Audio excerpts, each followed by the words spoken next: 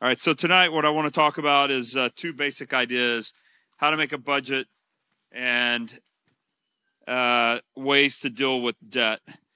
So I just want to talk through this, but there's some great Proverbs. This Proverbs, this is 10:4. Poor is the one who works with a lazy hand, but the hand of the diligent makes rich. And I would say the diligent also doesn't just apply to employment, but also the way you handle your money. What I see usually in financial trouble is individuals who have not taken the time to actually sit down, make a budget, and figure this stuff out. Living by accident is really dangerous in the financial world. And I would strongly encourage all of us to take a moment to get a plan. There's another proverb, 21:10, which says, it's the next slide. There's precious treasure and oil in the home of the wise, but the foolish person uses it all up. And boy, that is for sure the case. 8 out of 10 families in America spend more than they make. And I don't know if you know this, that works if you're the federal government because you can just print money. But if you print money, you're going to get in trouble. So don't do it, all right? Though we did print money last week. But I hope you did not try to take a $500 bill with my picture on it and spend it at Walmart. They probably wouldn't arrest you, but they might call someone to come and help you. Yeah, they might call for help. Yeah, maybe not to arrest you, but to get help. Yeah, I mean, you can't spend, pictures of Daniel's suite on a piece of paper is not going to get you very far anywhere. All right, so there's a few things about making a budget, and some of this I encourage you to do a little bit of look last week. First of all is know your current situation. I'm always surprised when couples come to talk to me about how little they know about their current situation. Simple things like questions that you would expect a quick answer on, like how much money do you make every month, is met with stares of confusion and ignorance. I don't know. And so I would say it'd be really good if you started out by knowing how much money you make every month. That can be really helpful. And the best way to do this is to take the last 4 or 5 months of your bank statement and actually analyze it.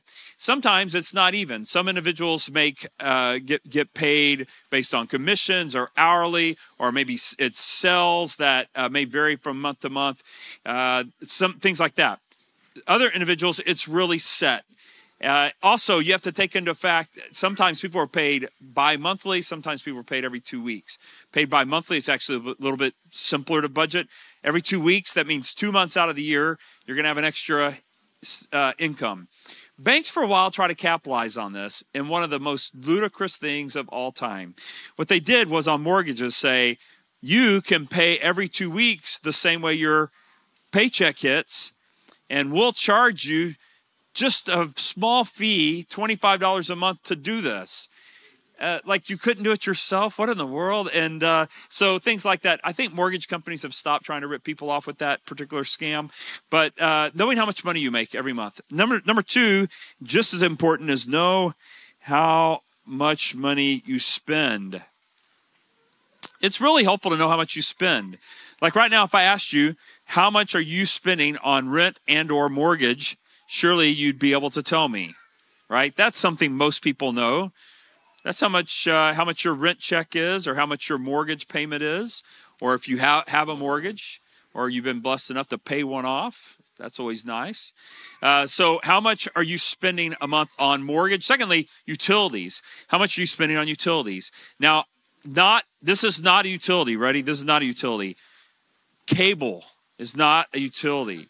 Hulu is not a utility. iTunes, the monthly for subscriptions for things like iTunes or things like that, those are not utilities. Utilities include things you absolutely have to have, like running water. It is not a necessity to have cable TV or Hulu. You don't have to have it. I mean, seriously, you don't. There's all kinds of people that prior to 1980 did not have cable television, and they lived just fine. They did this crazy thing. They had these rabbit ear antenna on the back of their television, and to get a station, someone in the family would hold it in just the right spot, and they were told, "Don't move." They stopped. We can the spinning stopped, the strange lines. We can actually see the game, so don't move. Some of y'all know what I'm talking about. Yes, okay. For about $30, though, you can get a digital antenna, and it will hook into the back of your TV, and you can get about 30 to 40 stations for free. Yeah, did you know that? If you want to try it, I'll loan you mine. And you can try it out, okay? But if you have an antenna, you can actually get quite a few stations. Usually things that people are really concerned about, things like NFL football, well, you can get that with an antenna. You can get news. I don't watch any of these things, but you can get news. And so I would say things like that. That is not a utility. Utilities are things like the electric bill, gas bill, water bill. Cell phone, I guess. I think that's about a necessity. It used to be we would pay for a phone.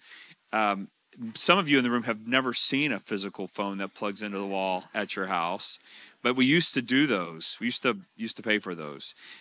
So Kim and I were talking about someone today that I said, she still has a landline? She's in her 80s, but I was like, you have a landline? Okay. Okay. All right. Fair enough. Now, that's when you leave an old cell phone, because 911 always works. Oh, okay. Well, you can also text with an old phone, though, too, by the way. If you have internet Wi-Fi, you can actually call and or text with one. You actually don't need a landline. You could potentially do that. I don't know how much a landline costs these days, but a year? Okay. All right. It depends. Okay, so internet depends. If a person needs it for business, like for instance, my wife absolutely has to have internet. She's doing medical records at home on a regular basis. She's charting, things like that. She absolutely has to have it. If you don't use the internet that much at home, which I personally don't, I think we have a laptop somewhere around our house. I have not been on a computer in our house in forever. My cell phone has plenty of service, and you can turn your cell phone into a hotspot. So if you're not needed for business, you could get rid of the internet. There's no need to have it. So that would save you some money. And your cell phone functions as a hotspot. Usually you can get enough data to get by with that. If I were not making ends meet, I would go after cable TV, and probably the internet would be the two first things I go after.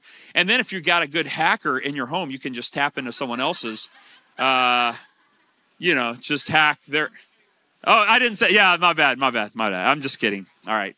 And I don't really have a hacker in my, oh, wait, I do. Okay, Austin. No, do not call Austin for consulting on this. Okay.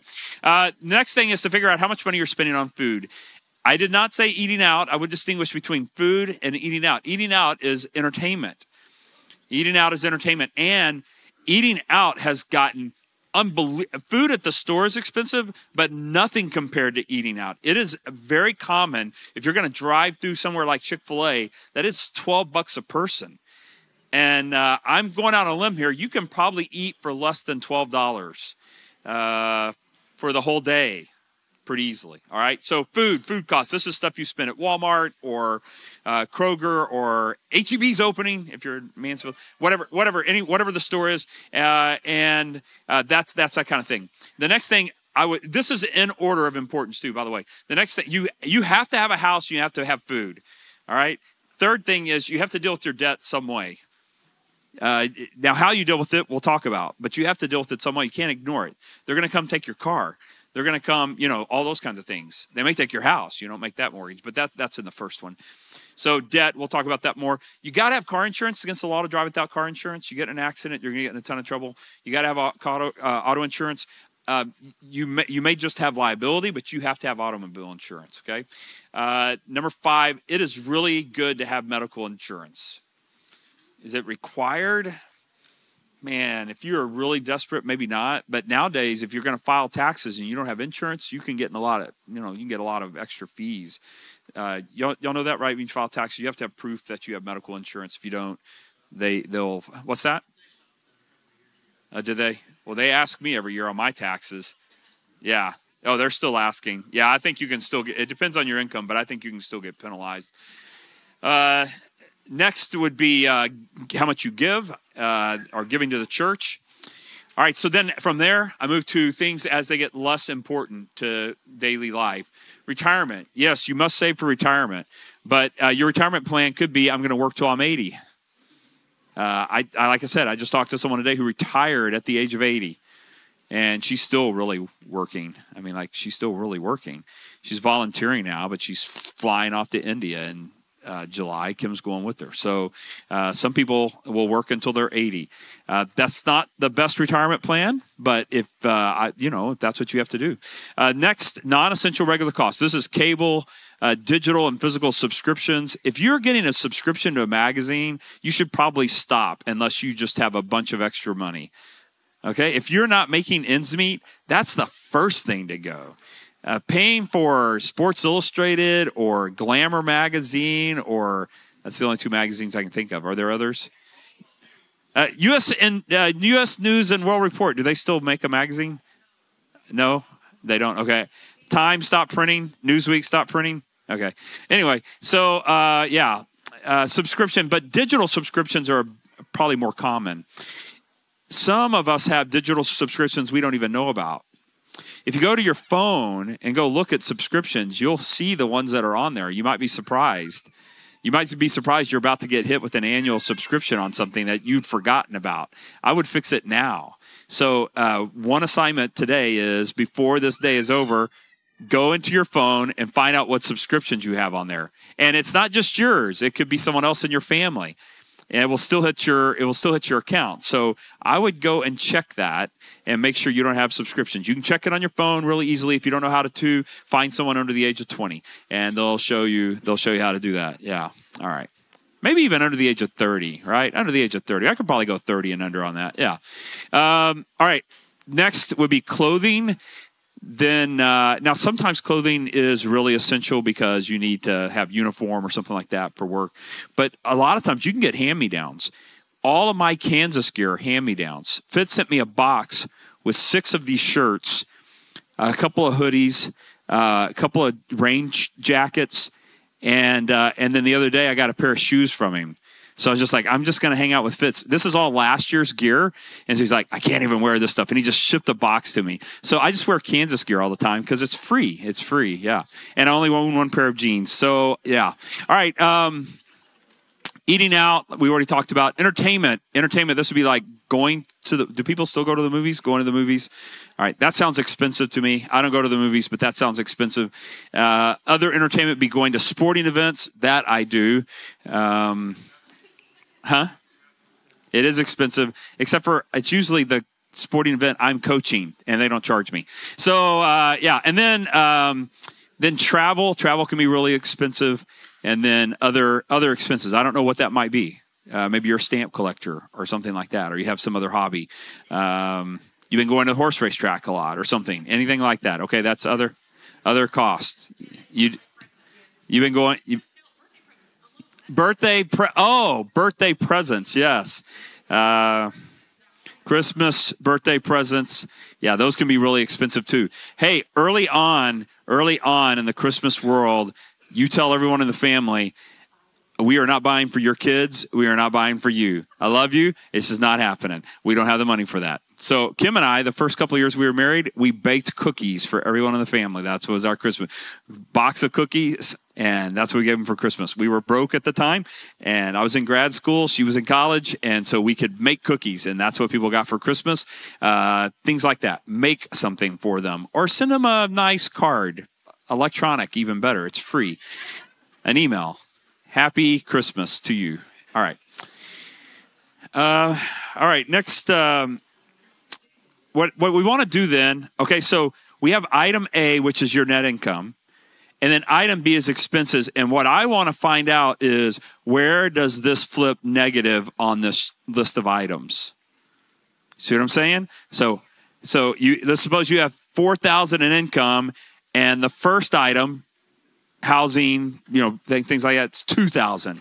So you got $2,000 left over, and then you go food, $500 a month if you're single and don't eat anything. Okay, so $500 a month. Okay, and then so now you have $1,500 left. Then you go to the next one. You go debt. There's another $500 a month. Now you have 1,000 left. What I would do is work down there until you run out of items and you run out of money. All right, and then that will let you know how much trouble you're in. Okay? If it gets down to retirement, you go, I don't have enough for retirement.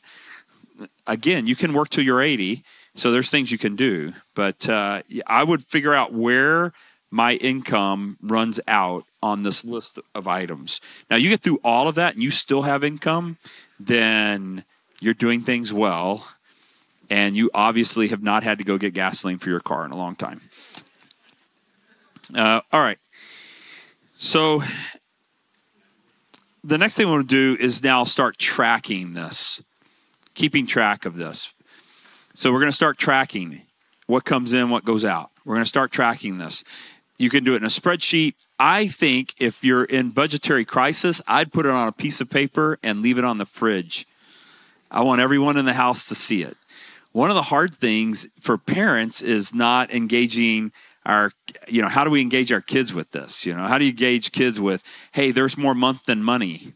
We ran out of money, but we still have 5 days of month. And that's a terrible thing. What you want to do is run out of month before you run out of money. And that's usually not the way things go. So I want to put this on the fridge. Don't go buy a magnet. I'll give you one. But I'm just saying, put it on the fridge, and that way everybody sees it. And then start making a plan. Let's make a plan. How are we going to eat more inexpensively? How are we going to avoid eating out? Now, one of the things about tracking your expenses, you go, we ate at Chick-fil-A 14 times this month? I don't remember that. Well, there's $500 right there because we bought dinner for 4. So start. I bet my suspicion is that if you started really looking at your expenses, I know for me when I do it, I start going, did I really spend that much on baseballs this week? Like how many baseballs did I buy? Usually it's about 10 dozen a year. And so those are expensive. And so, it's like, did I really buy that many baseballs? So you want to find out where the money's going. And I think as you start working on the plan, what will happen is you'll start finding some places you go, wow, we're spending too much money on this or on that.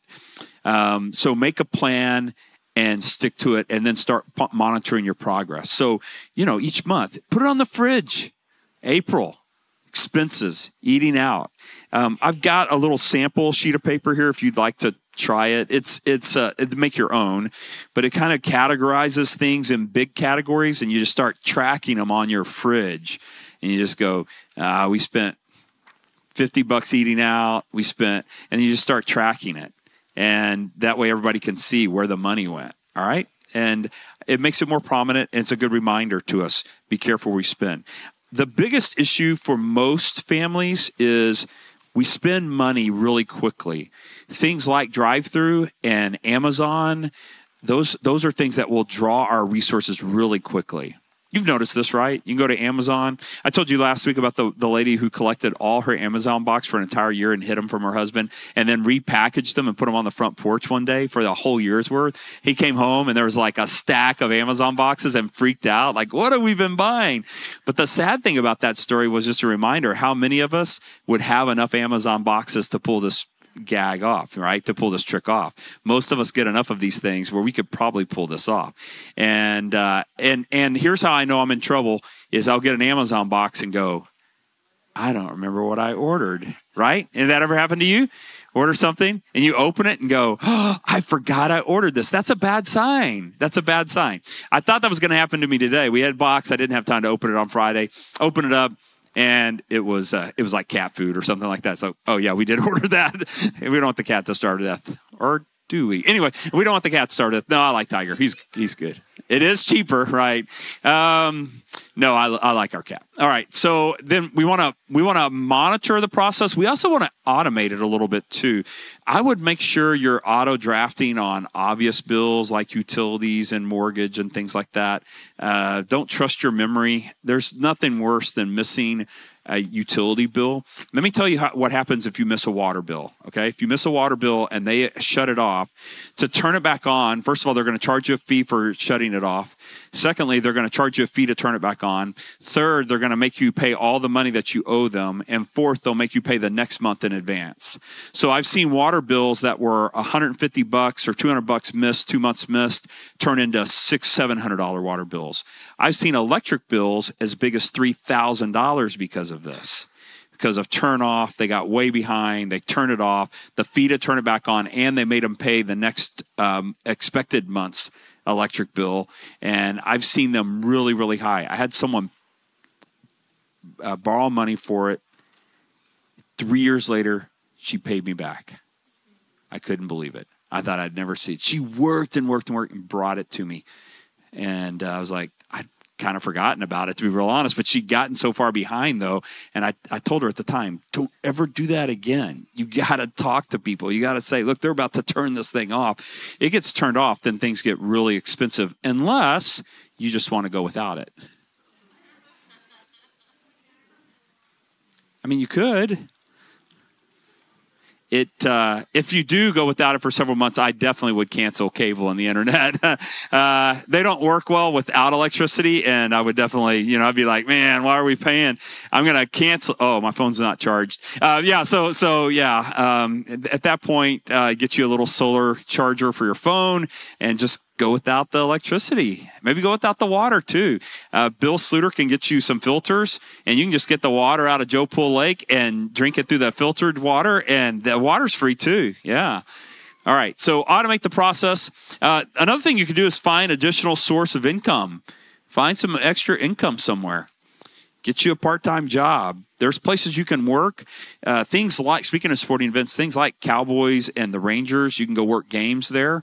If you're a school teacher in the summers, you can go work at places like Six Flags or Hurricane Harbor or places like that, who are mostly summer entertainment.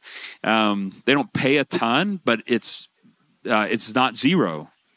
So it's better than zero. So I'd find some extra income. Go work at Hurricane Harbor. Go work at Hawaiian Falls. Go work at Six Flags. Go work at Texas Rangers, in the parking lot, and make money doing that. And find some kind of part-time job, some kind of extra income. Draw in some additional income.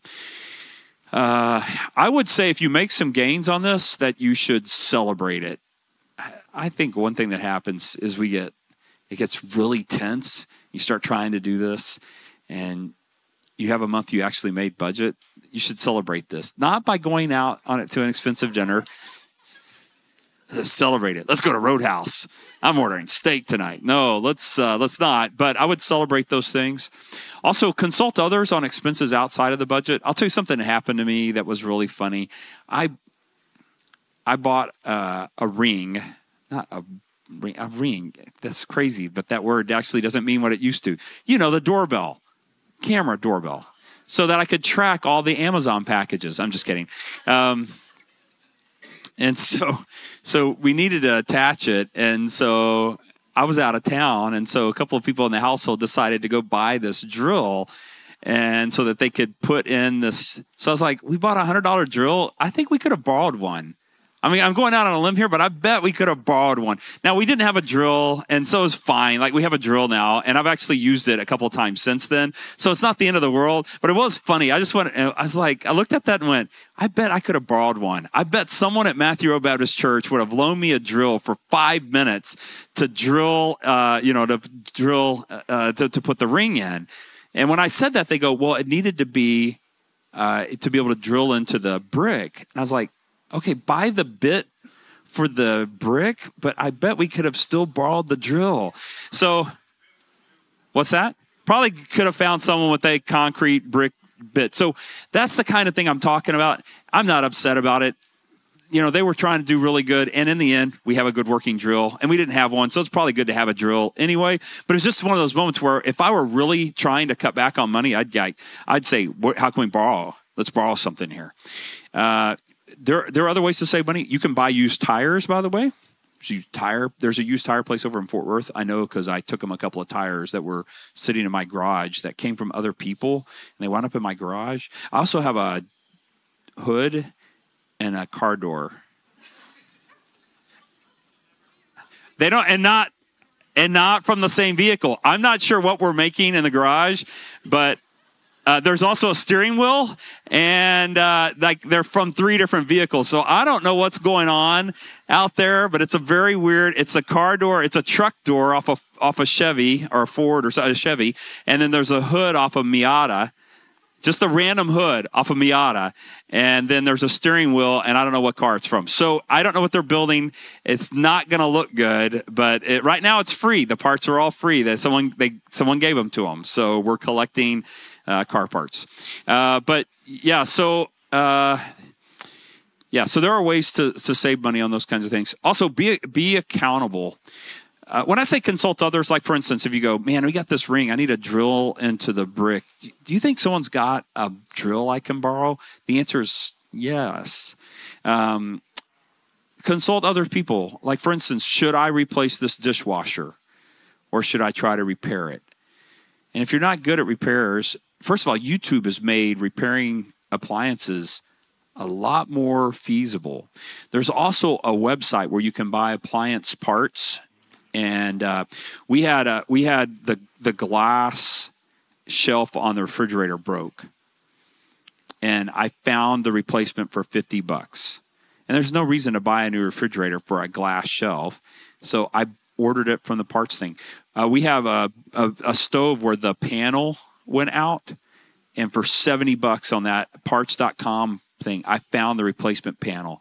I did not know we would have to take the entire stove out of the wall to do it. So it took a while, but the YouTube was really helpful and we followed it and we were able to do that. So if you have things like that, check online and see, is it a good idea to repair this? And sometimes you can. Yes. We also have a Facebook page called Connect. Yeah, you can get on Connect and say, hey, here's my issue. There's a guy that I use for some handyman work, and he's really reasonable. And so if you really get in a bind, you go, I don't know how to fix this. That guy can fix anything. Let me know.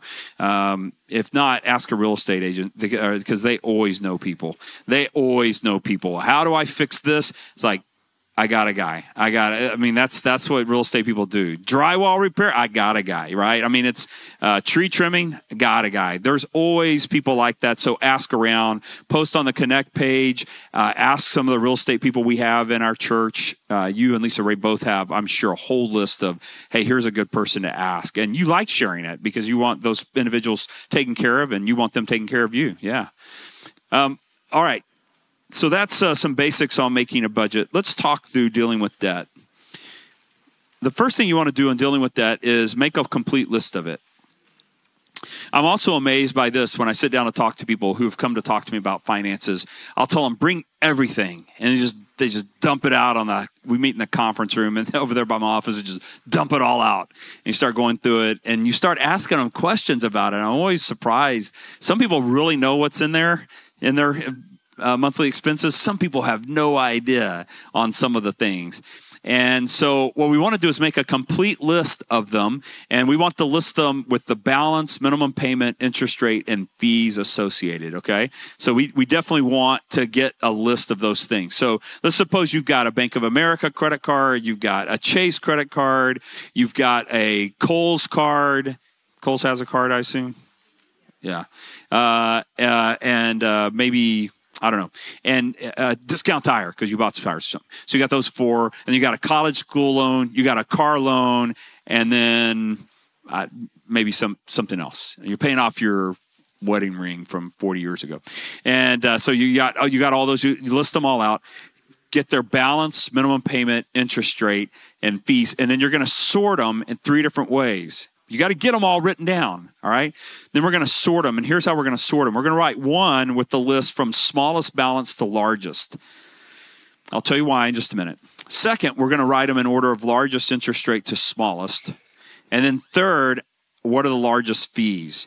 Here's the thing that's deceptive about interest rates. If you add in the fees to a card that's charging you fees, that rate actually, in effect, may be higher. If it's a monthly payment of $80 a month plus and 20 of its fees, that interest rate may be actually higher than a card that's charging less but doesn't have any fees on it. And where do the fees come from? You've let the balance get over the max, or you've been late on a payment, or you can't make the minimum payment, or something like that. So I would like to see a list of your debt, but sorted these 3 ways. Okay, so these 3 ways. The next thing you're going to do, though, is run a credit check. Now, if you have most bank apps, you can do this. So on my bank app, I'm not going to show you my credit, but I think it's negative now. I don't know. I'm kidding. Credit scores run from, well, the lowest I've ever seen is in the 450, 500 range. But okay, so I just pulled up mine. I'm not going to show it to you, but I just pulled up mine. And the cool thing is at the bottom, it's got this analysis, and it will show you all your balances and everything like that. And it will tell you number of late payments, which in my case, fortunately, 0. The oldest account, 34 years and 11 months. I got it when I was 5. Okay, thank you. Credit checks. And so it'll tell you how many times they've run hard credit checks on you. And you can look at all these factors. It will give you all the balances. Here's why you should check it. And this is several reasons. First of all, when my wife was in medical school, in the middle of her 2nd year of medical school, someone forwarded our physical mail to their address. And it was done right at the time that the FAFSA or whatever, the annual information. So they got everything on Kim. Within 3 months, they had about 20 accounts opened in her name, had a driver's license with their picture on her driver's license, had her birth certificate. They got everything. And fortunately for us, we just happened to be buying our first house right as it happened. I was able to shut it all the way down. And we also found out they had enrolled in school at UT Arlington and North Texas and had taken out student loans at both places. And it was a UT Arlington police officer made the arrest. She was here from another country. Her family was wealthy. She'd flunked out of school. She didn't want to go home. She was afraid to face the wrath of her dad, who was very mad at her. So she decided to stay here by making herself into my wife. And so there was a different address associated with it, a different picture. My wife went to DPS. I can't tell you how scary it was when the DPS officer pulled up my wife's driver's license with this other person's picture on her license. It took me about 2 years to clean almost all of it up. Her old address would show up from time to time. So it took a while to clean that up. And that's why I would say it is important periodically to run a credit report just for that.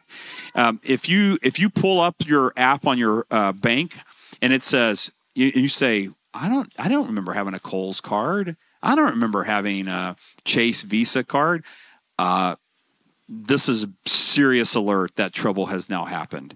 Okay, so you need to run a credit report, first of all, to make sure it's accurate, to make sure someone hadn't opened accounts in your name. You can get the three reporting agencies, TransUnion, Equifax, and Experian. Okay, so you get those 3. You get one free one a year. Federal government passed a law about 12 years ago. What I would do is run one about every 4 or 5 months until you're sure you're clear, because you get one a year. So I would run Experian one time, then 3 or 4 months later, run TransUnion and just kind of see if these things are getting cleaned up. But run it and make sure they're accurate. Eventually, you need to run all 3 because some people only report to one of the 3. All the debt stuff reports to all 3, generally speaking. So Chase, mortgage, a car loan, things like that. Here's the groups that don't report to everyone. An insurance company will sometimes just report to one. AT&T will sometimes just report to one. T-Mobile will just report to one. So you may have to run all 3 of them eventually to make sure you don't have something bogus. I once found an AT&T account in my name that someone had taken out that I had to shut down doing this. It was like, it didn't have a balance on it. It was in my name. And I found out someone in Dallas had opened an account in my name. So you definitely want to check that, okay? The other reason this is really important, your credit score matters in ways you didn't know. Do you know that your auto insurance rates will go up based on your credit score?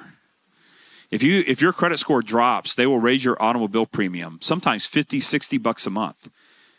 So, which seems crazy because what in the world does your credit score have to do with you driving from point A to B? But what's happened is people called actuaries who are bad human beings. I know a lot of them. I was one for a long time. And then I repented of my evil ways. And what actuaries will do is they've figured out where real risk lie. And they found out that people with lower credit scores are more risky. They're more likely to get in a hit and run accident. They're more likely to get in an accident and leave. They're more likely to not report accurately, these kinds of things. And so these actuaries have decided that if your credit score goes down, what they should do is raise your premium on your automobile insurance $50 a month and your homeowner's insurance too. So homeowners, auto insurance, these are driven around your credit score. If you have a low credit score, this can hurt you in ways you didn't even realize. So I would definitely figure out what's in that credit report.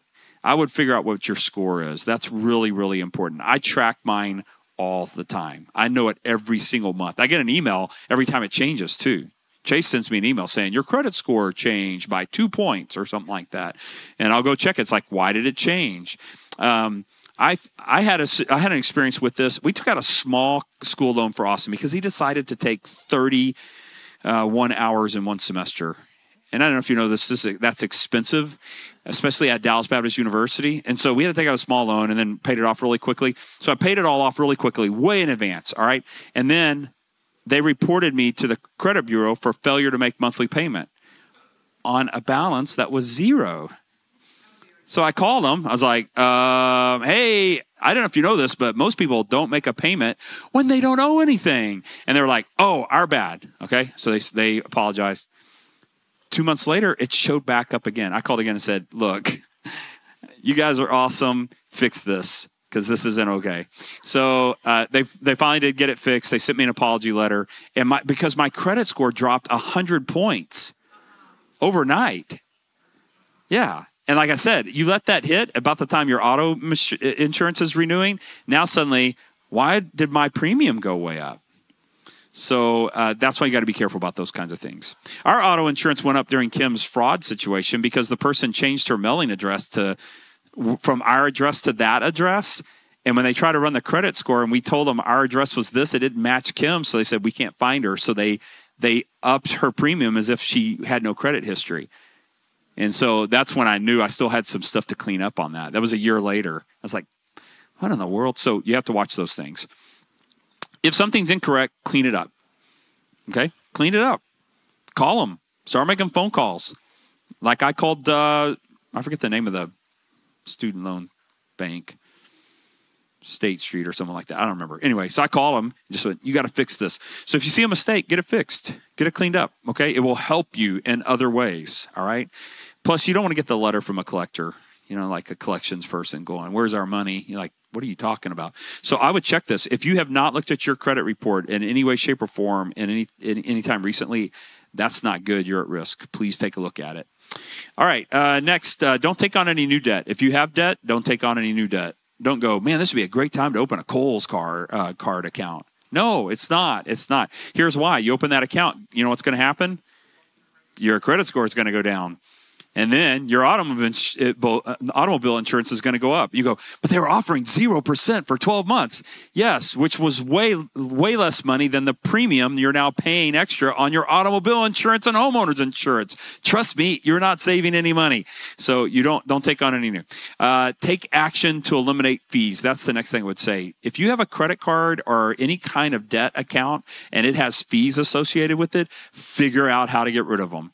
Fees are really, really good business for banks and terrible for consumers. Banks on bounce checks, you know this, right? The way they process checks is as follows. If 5 checks hit on the same day on your account, they will intentionally process the largest one first. So that if you drain your account with the largest one, you bounce 4 checks, not just 1 check. Because they charge you per check that you bounce. So they're going to process the account by processing the biggest ones first, and then the smaller ones as they go through it, and then go, hey, you had 5 checks bounce. You go, I had a $25, a $20, and a $15 check bounce. You're like, yeah, you owe us $75 for bouncing those checks. The other bank may charge you some fee. I mean, who knows? By the time it's all said and done, you could get really, really hit on that. So watch fees. Fees are weird things too. I see them sometimes on stuff. I go, what in the world is that from? I've called Chase on one. Like, I was like, where's this fee coming from? And they traced it back and they went, oh, whoops, our mistake. I was like, oh, okay, good. We'll take that $10 off of there. What are you charging me $10 for? So look for fees. Now, if you can pay off a small balance really quickly without taking on new debt, I would do it, because you know what will improve? Your credit score. They like seeing balance paid in full, even if it's on a small account. It actually helps you.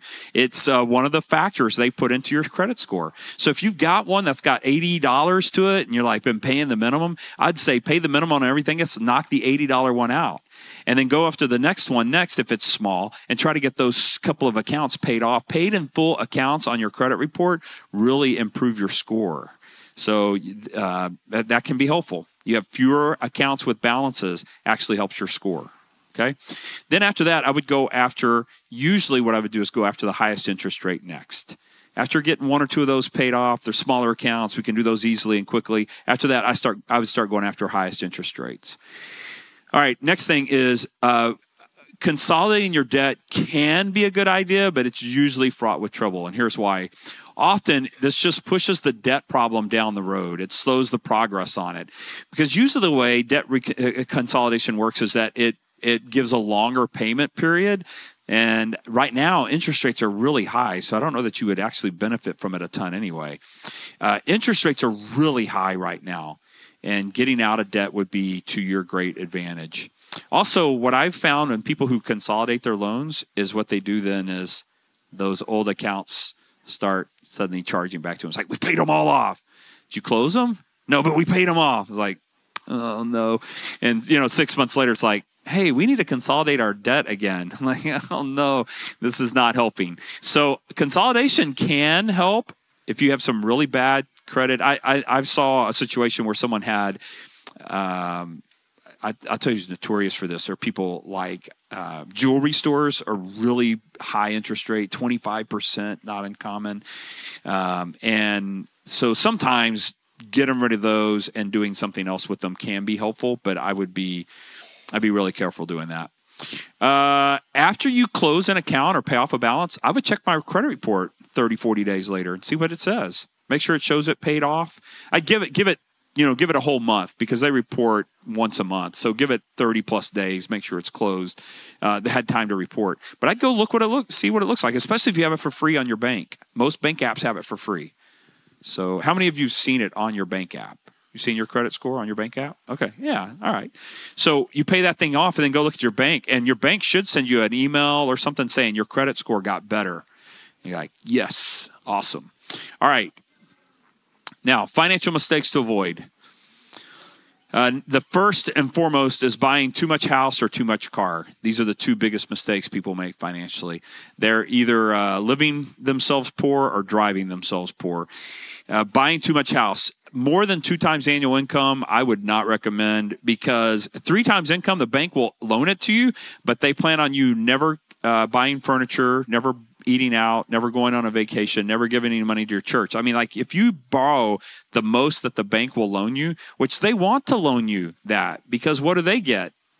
A percentage of your loan. So, of course, they want you to do 3 times income. That's 50% bigger bonus for them on the sell, on the mortgage. So I'd be really careful about that. 2 times annual income is a really good target. I would try to get less than that, but 2 times annual income on the mortgage.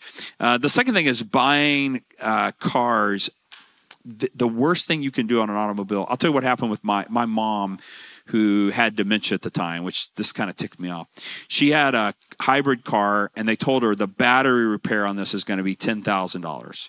I found an aftermarket battery for $3,000, so this was very shady. So they, not only was she upside down on the car a little bit, they rolled the $10,000 battery into the trade-in also.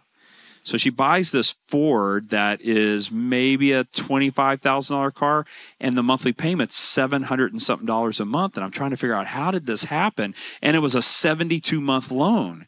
72 months. I was like, how do we get to $700?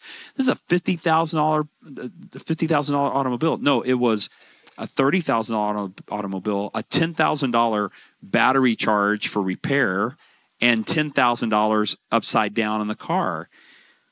And because my mom had dementia, she didn't understand any of this. I'll tell you how bad the dementia was. Someone sent her a car refi note right afterwards. She thought they were repossessing her car. She called me in a panic. They're trying to repossess my car. And she starts reading to me. It's like, Mom, they're just offering you refi. They found out you had this loan. They're offering you to refi. That's how bad her dementia was. They ripped her off. They could have replaced the battery for about $3,000. It hadn't gone out. I'm just saying, when it did go out, they could have replaced it for $3,000. So we're still making the $700 payment on this thing because my mom's still alive. She's full dementia and in a retirement home in memory care, so she's not driving it, but we're still making that payment because I don't know what to do with it. And so, automobiles are a place of bankruptcy really fast. So be careful. Here's one more thing you should know about automobiles. You know the new car smell? You know what I'm talking about? You get in a brand new car. You know what I'm talking about? You smell it, and it's like, oh man, I could just sit in this car all day long. Just so you know, they spray that in the car. And you can buy the spray. They spray it in the car at the manufacturer. That's why a year later, it still smells new, right? Because it's not the car. It's that chemical they put in there. And it's a drug. It's an addictive drug. And so be careful, all right? Yeah. Many people, you know how they say using drugs is bad for your health and your finances? Well, new cars are like a drug that's bad for your health. You get in there, you start smelling that new car smell, and then everyone who rides with you, what are they going to do, right? What are they like, man, I got to get myself down to the car dealership. Just get that spray it in your car, and drive your car. Here's the best advice I have for cars. Drive it until you have to shoot it and put it out of its misery, like an old horse. Right? Like it's a 30-year-old horse, 30-year-old cars. Those are about the same. Drive them. I have 260,000 miles on my car right now. And Stan's my mechanic. The last car had about 250. And I go, hey, Stan, fix it. He goes, I had no AC for 18 months. And in Texas, that was kind of bad. I'd go to a hospital visit. And then when I get out, I would go stand under the AC that blows right at the entrance for about 5 minutes to see if I could get, back to normal body temperature, and then go make the hospital visit. But I finally was like, okay, I got to do something with this. I said, Stan, why don't we fix the AC? And Stan told me this. He goes, Daniel, I'm not fixing the car. Go buy another car. So he wouldn't fix it. So my deal is, until Stan tells me I can't fix it anymore, I'm going to keep driving it. That's my rule. And so I'm at 250,000 miles on this 12-year-old SUV I've got right now, and I can get another. Stan's like, I think you can get another 100,000. So I'm like, yes. So the best thing you can do with the car is drive it till it's death. Drive it until someone tells you this cannot be driven anymore. This cannot be fixed. This needs to be junk metaled. And until then, keep driving it. All right. Yeah. All right. Not having life insurance is a bad idea, especially if you have dependents. Life insurance, term life, not whole life. Please don't buy whole life. Term life. Now, if you have it with your employer, that's the best. You get group rates with that. That's really a good deal. That's your best deal. If you have to buy term life insurance, you can get it on the open market fairly inexpensively if you're young enough. I can't. I'm old. But if you're young enough, you can get it fairly inexpensively. I would have at least a couple of times annual pay. We'll talk more about insurance later. Another bad thing is not having a budget. All right, let's go through the rest of these really quickly. Another bad idea, co-signing on a note. Co-signing on a note. Don't do it. Well, I did it with Austin only because I wanted him to get credit history. I was going to pay for it anyway. So I co-signed on it with him. And it wasn't because he wasn't paying for it anyway. I just wanted him to get some credit history. So on that's one thing. I was paying for it anyway. But generally speaking, don't co-sign on a note. Yes? Like a car loan, you want to buy a car and they go, you don't have enough credit. And you go, hey, Pastor Daniel, will you sign on this with me? And the answer is not in a million years. Yeah. Yeah, I mean, like, then you let the insurance lapse wreck the car. They now want their money right now, and they call me because you don't have any money. No, there's no way in the world I'm co-signing on someone's note, okay? Unless, like I said, in Austin's case, I was helping him. It was his college graduation gift anyway, and I co-signed with him so that he would get some credit history. It had nothing to do with anything other than that. So that's the only time I would co-sign is if you plan on trying to help your kid build some credit. But I generally would not co-sign. Your next door neighbor really wants to buy a boat and you're the one to co-sign for him, I assure you that's a bad idea.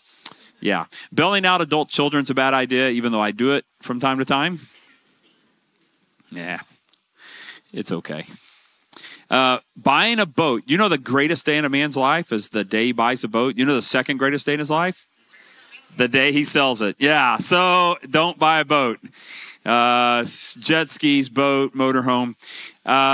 Be careful comparing your possessions to other people, too. That will really get you in trouble. Here's another one, smoking and or drinking. If you're doing those two things, please stop. They're incredibly expensive. They're not great for your health either, but they're really expensive. Smoking is really, really expensive. The federal government has found out that people who are addicted to cigarettes can't stop buying them, so they're a nonstop source of revenue. Don't help the federal government. I mean, if you want to pay your taxes, but don't help them out by picking up bad habits like drinking or smoking. Those things are expensive. They're bad for your health, too. We could talk about that also, but the real issue is you don't have money for it. You're better off at Chick-fil-A than buying a pack of cigarettes. I think you could eat the whole pack of cigarettes, and you might be worse off than a combo meal at Chick-fil-A these days. I'm not sure. I don't know. And then also stay away from Amazon. Stay away from it. It's addictive. Be careful. Don't do it. Some of you don't go to Target or don't go to the mall. I don't know what it is for you. For me, it's Amazon. So stay away from those things. All right. I gave you a list of a bunch of savings things. We're out of time. There's some real quick things here. Downsizing your home can be a good thing. Right now, that would be really hard to do. Market's odd. It's really odd right now. If you're in a house with a mortgage under 4% or 5%, the odds of you being able to refi to a smaller house right now is probably pretty small. What are rates running now? 7? So if you got a mortgage of 4.5%, to downsize to get a cheaper mortgage payment, you're basically going to move into a 300 square foot house under a bridge somewhere in South Grand Prairie. It's cheaper, but it doesn't have AC or running water. All right. Refinancing your home can be helpful, but right now, not really a good time to do it. Yeah. Get cheaper transportation. Yeah. Get rid of the expensive car. Yeah. All right, but you're addicted to collecting them, and you have cool cars. If I were collecting cars, people would be like, "Why are you buying old SUVs? What in the world?" Yeah. All right. Beans and rice work for dinner. Most of the world eats fairly simple meals. I'm amazed at how complicated we have to eat. A lot of the world, if I'm in Asia, you can eat like a king for a couple of dollars a day. I mean, it's unbelievable. And a lot of it's because rice is a primary source. Rice, lentils, noodles, if you're in certain places. And it's very inexpensive. So beans and rice. Again, make sure you eliminate banking fees. I recommend coupons. I'm not a big cutter of coupons except for on the Kroger app. I go into Kroger and Kim's like, oh, this is going to be an hour. Because I'm in there like checking all of them, doing math. I'm scanning those coupons in store. And then I'll come out and she's like, why do you have 5 of those? I was like, well, you'll never believe. She's like, this will take us a month to eat all these. I know, but we will eat them all. She goes, that's true.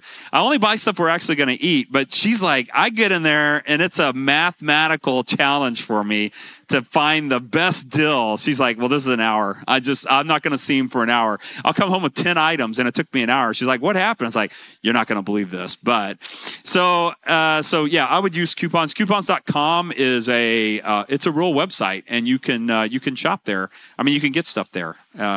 Big stuff too, like you need a bottle of Advil or something like that. Someone's sick, needs some Advil. You can go find like a $3 coupon off. So I would check that out. Yeah, shopping with a predetermined list. I don't do that. I go into Kroger and I go hunting. Yeah, I go hunting. Yeah. I'm looking for deep discounts. Yeah. Shop your insurance. I do think periodically shopping your insurance, auto insurance, stuff like that. Shop your utilities, though, man, those have gone way up. Shop for best interest rate on bank deposits. Those have actually gone up. It used to be shop the best interest rate, meaning you either get 0 or 0.25%. Now I'm seeing CDs in the 4, 5, 6% range. So you can actually, if you've got a deposit, you can make a little bit of money. Look for lowest interest on your credit cards, all those kinds of things. Better to not have a balance. All right, so let me just say this. We'll finish with this. If you have consumer debt, it is a massive disservice to you. Get rid of it. Okay? You got a credit card. Credit card interest rates have popped way up. 20% is not uncommon. They'd gotten down below 10 fairly consistently, or 12 if you had good credit report. Now, even with good credit report, they're around 20%. If you have a credit card balance on a credit card with high interest rate, you must get rid of it. Please do. It is really expensive and not a good idea. So do whatever you got to do. Beans and rice. Yeah. All right. We're out of time. So, one of the things you can do, go to the, there's a library here. You're looking for entertainment, microwave popcorn and a free DVD from the library is great. You just spent 50 cents on your night of entertainment and not $30. I bet a bag of popcorn at the movie theater. What is this? Like a small or medium, probably be $10, right? $12. Yeah, $12. Wow. That's like a gallon of gas. So don't do that, Don't do that. All right. So look, I know that this isn't super theological. Here's the thing though. As a pastor, I want your joy. I want your joy theologically. I want your joy spiritually, but I want your joy in other areas as well. And I hope you want my joy as well. I want your joy. I want you to have joy in life. And one of the things that makes life not very joyful is the stress of finances. It's a killer to joy. Sometimes it's stuff beyond our control. We couldn't help it that the tire blew or that the transmission went out. Sometimes those things happen, but a lot of it is self-inflicted. A lot of it is trouble that we created by our own habits, at least for me. Maybe no one else in the room, but at least for me. And so I want your joy. And sometimes the way we get our joy is by making hard choices, right? Joy is elusive. It's not like happiness, where like I can show you 5 minutes of happiness and order that venti frappuccino with extra whip and extra, drizzle. It's 5 minutes of happiness. But the $8, probably what that costs, I don't know what Starbucks charges for that, but $8 that you spent on that snowballs. And what happens is the temporary happiness turns into long-term sadness, no joy. So I want your joy. And so let's all work together to be better stewards of our money. God's given us these opportunities to manage. All right. Next week, it's going to be a real estate-ish item. We have kind of TED Talks, 3 15-minute, how to sell a house, how to buy a house, or what things to look at those, and a mortgage. What are the things you're looking for? And so they're going to be 15 minutes on each of those by 3 different people, a mortgage person and 2 real estate individuals. TED Talk type, just 5 points or so for each one of them, and that's next week. You're one of them, and then Lisa, and then Ruben Delatorre is going to do the mortgage side of it. And this is just to help you. If you got a mortgage, you're going to sell a house, buy a house, or you got a mortgage. You want to think through what kinds of things. If I were to refi, come next week and check those out. All right. Week after that, we'll deal with things like retirement, insurance the week after that, some insurance things. And then we have retirement and taxes to deal with. So a couple more. After that, we start the book of Ephesians. I hope you'll be here for that one. All right, let's pray together. God, you are good. You own all things. You ultimately are sovereign over everything. Lord, we want to be good stewards of the resources you've given us. There are just some real practical things that we see all around us that people who make good choices with their money do. And so I pray, God, you would help us to have the discipline to make good choices with our finances. Give us discipline for that, Lord. Help us to do the right thing and to do it with good motive. I pray, God, that you would provide for every person in this room. Your word says to pray to you, to ask for our daily bread. And so, God, we're praying, just ask that you'll take care of our daily needs. I pray in all this that we would have resources to use for the sake of the kingdom, to provide for our own families, to provide for others in need, to give to the ministry that advances the gospel all over the world. Whatever it might be, Lord, provide for us resources that we might be a blessing to others. And we pray all these things in the name of Christ Jesus. Amen.